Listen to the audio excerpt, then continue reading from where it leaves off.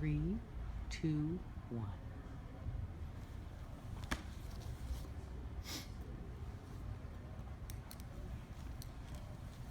My dad's 85th birthday was in 2014, and I went home because it was on Veterans Day, and I was able to get the day off, and I went back home, and it was so great because I was able to get family together, and I'll tell you more about that in a few minutes. But anyway, at my dad's house, he was unaware of everything, and I got about 50 first cousins.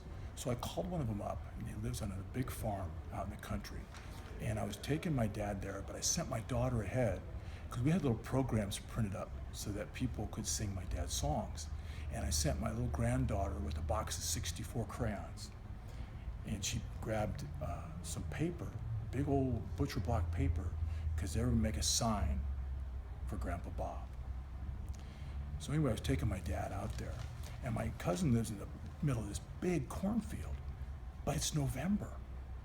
So I didn't think about it, but the corn was all gone. And so my dad could see far, far out into the country and see my cousin's house. And so we're driving up to the house, and my dad's looking, he said, "Mark, what's going on? What are those cars over there by Roger's house? Is that Roger's house?" I said, "Dad, I don't live here. I don't know if it's Roger's house. We gotta get up there and maybe we can check it out." And so I zipped up there real fast. And he said, "What's going on here? Why are you going so fast?" I said, "Dad, I don't know. I just want to see if that's Roger's house because we got to get there. You know, if we might be late. You know, late for what?" I said, "Don't worry, Dad, don't worry." And so we got up to the house, and we looked at the garage door.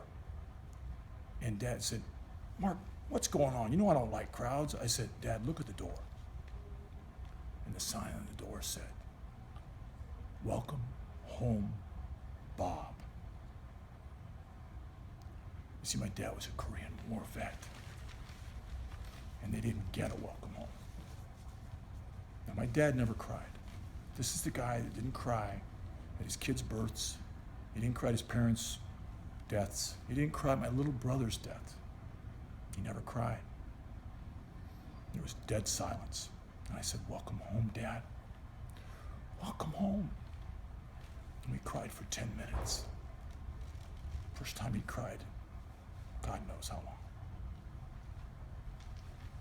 So John, what I want you to get out of that is, if after 60 years,